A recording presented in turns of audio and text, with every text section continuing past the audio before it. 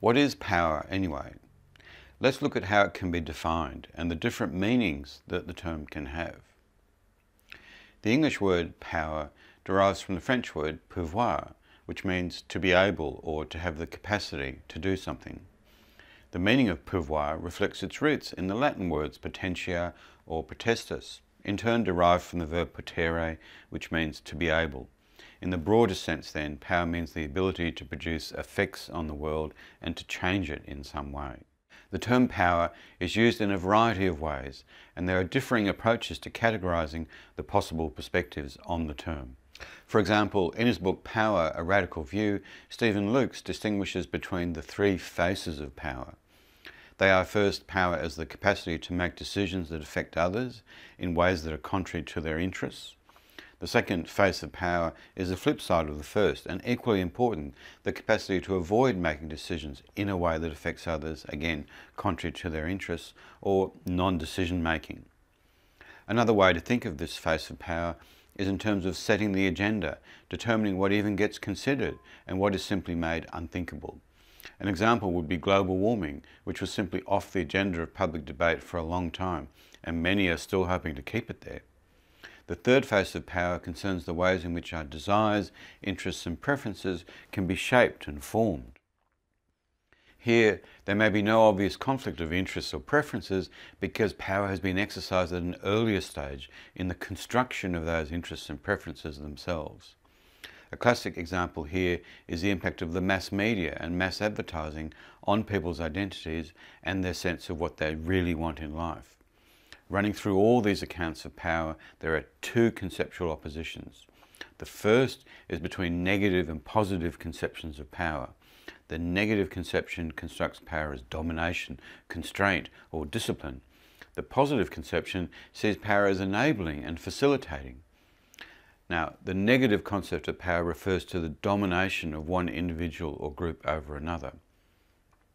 Stephen Lukes defines domination as the ability to constrain the choices of others, coercing them or securing their compliance by impeding them from living as their own nature and judgment dictate. This sense of power opposes it to freedom, seeing it as a restriction of human freedom and as something to be avoided or minimized. Examples of domination might include workers who are subject to the power of bosses or managers, citizens being put under surveillance by government agencies, or school students tormented by school bullies or prefects. The positive concept of power concerns the ability to do something or to produce effects on the world. This meaning of power is not opposed to freedom. This is because human freedom requires that people have the capacity to act on the things that they depend on. This includes material resources such as food, water, clothing, shelter, and basic health care, or in a market economy, the means to purchase these things if you don't already have access to them. It also includes social resources, which involve other people, but also social institutions such as schools, hospitals, and government agencies. Given that human beings are interdependent, they can't have freedom unless they also have some power in relation to other people. This power need not be manipulative or a form of domination.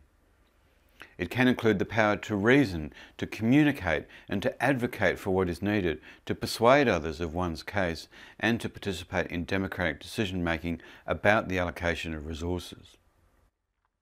It can also include the capacity to use other people's labour to satisfy needs that a person can't satisfy by themselves. Power, in this sense of the term, is an integral part of all human social relations, rather than something to be minimised or avoided. The second conceptual opposition is between seeing power as a thing or as a relationship. In the first conception, one speaks of people, groups or institutions as having power or being more powerful, and others as having no power or being powerless. It's often also referred to as the zero-sum conception of power, in that it implies that the more power one person or group has, the less others have. The French sociologist Bruno Latour also refers to it as the diffusion model, because power is seen as something that gets spread through the world around the possessor of power. Others see power as a concept that refers not to any substance or thing that one can have more or less of, but as referring to a particular aspect of human social relationships. In this approach, the power of a king or a government, for example, depends entirely on the network of relationships around that king or government. The king's power can then disappear or change dramatically when that network changes. The execution of Charles I would be a useful example here, as would the collapse of the East German state in 1989. Instead of seeing power as the cause of human action, in this approach it's regarded as the consequence or outcome of human action. One then speaks of a power balance rather than the presence or absence of power. As Latour put it, power is always the illusion people get when they are obeyed. They realise, but too late, that it was made up of the wills of all the others. In summary, I talked first about how the term power can be used in different ways and have a variety of meanings. And a key example of how you can distinguish between the different meanings is Stephen Lukes' concept of the three faces of power: decision-making, agenda setting, and preference formation. Second, there are two conceptual oppositions running through all discussions of power. The first is whether power should be seen as negative or positive, and the other is whether it should be seen as a thing or as a social relationship. The concept of power as negative sees it as domination, opposed to freedom and to be avoided. The concept of power as positive sees it as enabling, not antithetical to freedom, and part of all human social relationships.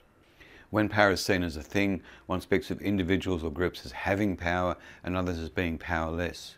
When it's seen as a relationship, it's understood as describing the outcome rather than the cause of human action.